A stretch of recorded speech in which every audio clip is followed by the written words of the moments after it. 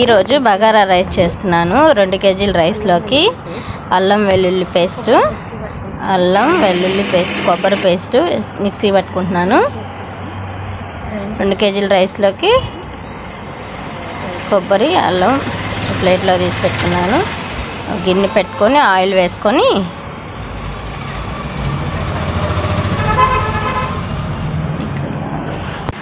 ఈరోజు మా ఇంట్లో చుట్టాలు వచ్చారు. అందుకే 2 కేజీల రైస్ చేస్తున్నాము. అత్తయ్య, పెద్ద అత్తయ్య, చిన్న అత్తయ్య, మా ఆడపడచు వాళ్ళ హస్బెండ్ అందరూ వచ్చారనమాట మా ఇంట్లోకి. అనాస పువ్వు, జాపత్రి, షాజీరా, లవంగాలు, చెక్క, జామాకు ఆయిల్ హీట్ అయ్యాక అందులో వేసేసాను. మొత్తం ఒక్కొక్కటిగా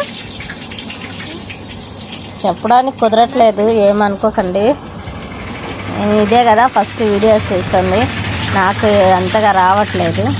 అవి బాగా కాలేక అల్లం వెల్లుల్లి పేస్ట్ వేస్తున్నాను. కొంచెం సపోర్ట్ చేయండి. నాకు కొద్దిగా తెలిసేదాకా ఇలానే కొంచెం ఇబ్బంది పడతాను. నాతో మా అబ్బాయి చాలా ఇబ్బంది పడుతున్నాడు వీడియోస్ పెట్టించడానికి.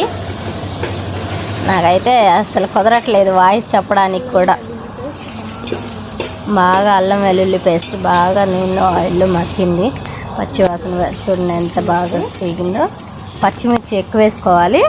ఉల్లిపాయ, టమోటా, ఉల్లిపాయ బాగా ఆయిల్లో మగ్గి బాగా మగ్గనివ్వాలి.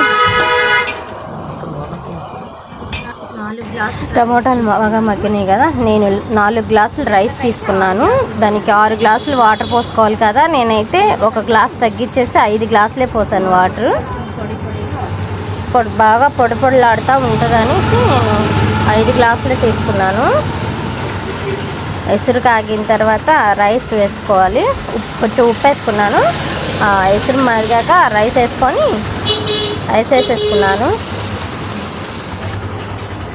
తర్వాత కొబ్బరి పొడి మిక్సీ పట్టుకుని ఉంది కదా, అది వేసేసాను. కొత్తిమీర కూడా అందులోనే వేసుకోవాలి. అని సరిపడా మూత అయితే రెడీ చేసుకోలేదు, లేదంటే పెట్టేసేదాన్ని. అది బాగా ఉడికిన తర్వాత ఇలా పొడిరాగా వచ్చింది చూడండి. ఫైనల్ రెడీ అయిపోయింది. బగారా రైస్ ఫైనల్ రెడీ అయిపోయింది. సబ్స్క్రైబ్ చేసుకోండి.